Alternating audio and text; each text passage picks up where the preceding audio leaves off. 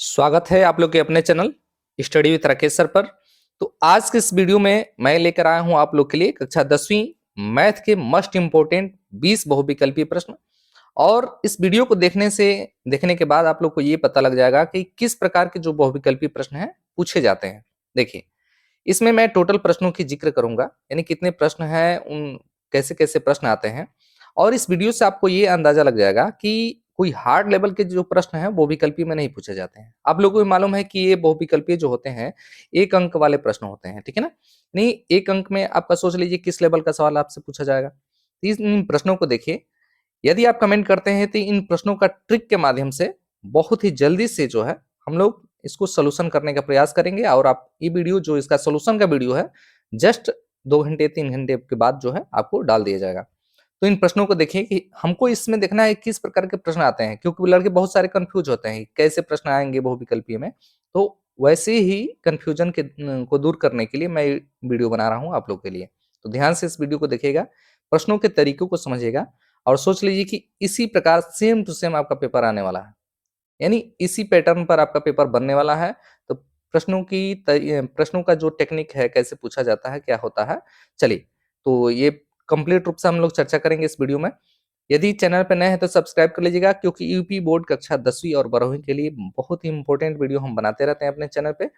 तो ध्यान से देखिएगा, वीडियो को देखिए। इसमें पहला प्रश्न है, जैसा कि देख रहे हैं कि कह रहा है कि निम्नलिखित संख्याओं में परिमेय संख्या कौन है।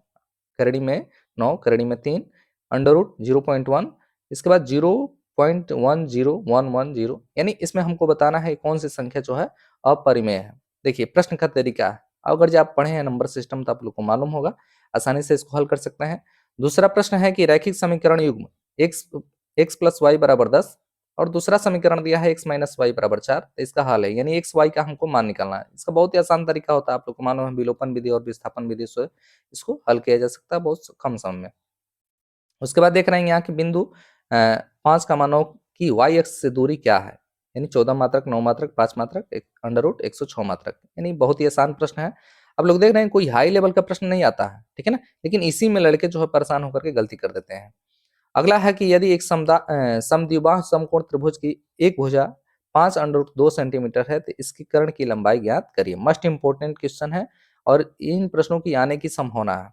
अगला प्रश्न है, आप देख रहे हैं साइन स्क्वायर 18 डिग्री माइनस का स्क्वायर 72 डिग्री का मान कितना होगा, ठीक है ना, याद रखिए।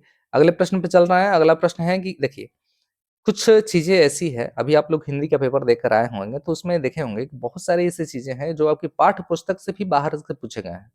तो उसमें आप लोग को जैसे आप लोग देखे होंगे कि एनसीईआरटी से कुछ चीजें हटा दी गई है, लेकिन कभी-कभी ये मिस्टेक होता है बोर्ड के द्वारा, ठीक है ना। तो इसमें कंफ्यूज होने की कोई जरूरत नहीं है।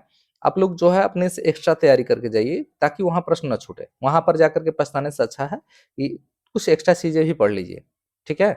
तो इसमें डरना वरना कुछ नहीं है, आराम से इसको पढ़ते रहिए। देखिए अगला प्रश्न है, किसी धनात्मक समपूर्णांक p के लिए प्रत्येक धनात्मक विषम पूर्णांक का रूप होगा। याद रखिए, कह रहा है कि किसी धनात्मक समपूर्णांक p के लिए प्रत्येक धनात्मक विषम पूर्णांक का रूप होगा।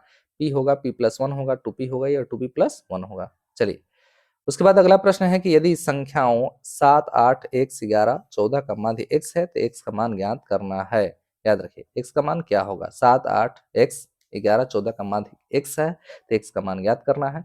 ट्रिक के माध्यम से जो है इसका सोल्यूशन कराया जाएगा, बहुत कम समय, आप लोग देखते ही उत्तर मार करके आएंगे, टेंशन मत लीजिए। केवल प्रश्न पहले देख लीजिए किस प्रकार के प्रश्न आते हैं, उसके बाद जो है इसका सोल्यूशन का वीडियो हम 2 से 3 घंटे में अपलोड कर देंगे आपको। फिर कह रहा है कि यदि द्विघात समीकरण x square plus b x plus c का मूल समान है तो सी का मान क्या होगा। याद रखिए आपके सामने 4 विकल्प दिए गए हैं और हमको तो लग रहा है कि अगर जो आपकी बेहतरीन तैयारी होगी तो आप हमारे साथ साथ ही इसको हल करते भी चल रहे होंगे, ठीक है ना। अगला क्वेश्चन आप देख रहे हैं कि दिए गए चित्र में यदि एडी का मान x+3, यानी आप चित्र देख रहे हैं, एडी का जो मान है यह है आपका x+3, डीबी का मान है 3x+19, यानी ये जो डीबी का मान है ये है 3x+19। फिर कह रहा है ए का मान दिया है 1 सेंटीमीटर, ये वाला। उसके बाद कह रहा है ईसी का मान 3x+4 सेंटीमीटर और कह रहा है कि डीई जो है समांतर है बीसी का, तो एक्स का मान बताना है, यानी ये जो भुजा है इस भुजा के समांतर है तो एक्स का मान बताना है, यानी इसका मान बताना है, ठीक है। इसके सामने 4 विकल्प आपको दिए गए हैं। चलिए अगले प्रश्न पे चलते हैं। अगला प्रश्न है कि 1 से 10 तक की धनात्मक सम संख्याओं का समांतर माध्य कितना होगा? याद रखिए 1 से लेकर 10 तक की धनात्मक सम संख्याओं की, देखिए क्वेश्चन को बहुत ध्यान से पढ़ना है। धनात्मक सम संख्याओं का समांतर माध्य आपको याद करना है।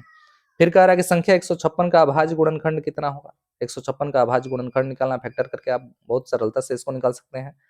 फिर कह रहा है कि यदि एक वर्गीकृत आंकड़े का माध्य और बहुलक क्रमशः 24 और 12 है तो इसका माध्य कितना होगा? याद रखिए बहुत ही इंपॉर्टेंट, बहुत ही आसान प्रश्न, बस सूत्र पे रख देना, आसानी से हो जाएगा। चलिए उसके बाद कह रहा है अगला प्रश्न कि यदि रैखिक समीकरण युग्म 2x + 3y = 5 और 4x + ky = 10 के ये अपरिमित रूप के से अनेक हल हैं तो k का मान बताना है। याद रखिए k का हमको मान बताना है यदि इसके अनेक हल हैं तो। चलिए उसके बाद आप लोग को शर्त पढ़ाया गया होगा।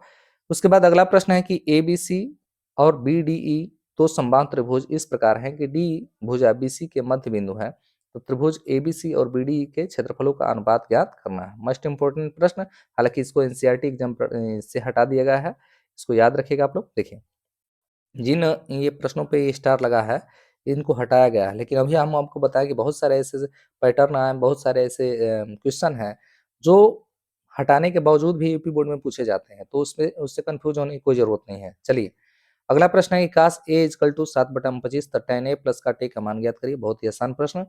चलिए अगला प्रश्न है कि यदि दो वृत्तों की त्रिज्या 4 सेंटीमीटर और 3 सेंटीमीटर है तो इन वृत्तों के क्षेत्रफलों के योग के बराबर क्षेत्रफल वाले वृत्त की त्रिज्या क्या होगी? ध्यान से इस प्रश्न को समझिए। कह रहा है कि दो वृत्त है जिसकी त्रिज्या 4 सेंटीमीटर और 3 सेंटीमीटर है, तो इन वृत्तों के क्षेत्रफल के योग के बराबर वाले क्षेत्रफल की वृत्त की त्रिज्या ज्ञात करना है। बहुत ही आसान तरीके से इसको हल कर सकते हैं। चलिए अगला प्रश्न है कि द्विघात समीकरण x² - 3x - 10 के बराबर 0 के मूल हैं 5, 2, 5 - 2, -5 + 2, -5 - 2। यानी याद रखिए इनके मूल बताना है। जो समीकरण आपके सामने दिखाई दे रहा है इसका मूल बताना है कि इसके मूल क्या होंगे। चलिए अगला प्रश्न पे चलते हैं। अगला प्रश्न है कि यदि समतल मैदान पर एक मीनार की छाया की लंबाई उसकी ऊंचाई की √3 गुनी है तो सूर्य का उन्नयन कोण बताना है। हाइट एंड डिस्टेंस का आप लोग को मालूम है सवाल है, बहुत ही आसान तरीके से इसको हल कर सकते हैं। फिर आगे कह रहा है कि 45 सेंटीमीटर ऊंचाई और 4 सेंटीमीटर व्यास वाले एक धात्विक ठोस बेलन को पिघलाकर 6 सेंटीमीटर व्यास का एक ठोस गोला की संख्या है। याद रखिए व्यास के ठोस गोला की संख्या क्या है, ये हमको इससे पूछ रहा है, ठीक है ना। चलिए आगे चलते हैं। कह रहा है कि अगला प्रश्न है कि यदि त्रिभुज ABC एक समबाहु त्रिभुज है तो इस प्रकार AD लंब BC तो AD² बराबर होगा, किसके बराबर होगा ये आपको विकल्प में से बताना है। यदि कमेंट करते हैं तो इसका सॉल्यूशन ट्रिक के माध्यम से बहुत कम समय में आपको बताया जा सकता है। तो कमेंट करिए, लाइक करिए, चैनल को सब्सक्राइब कर लीजिए और देखते रहिए आप लोग का अपना चैनल स्टडी राकेश सर। धन्यवाद।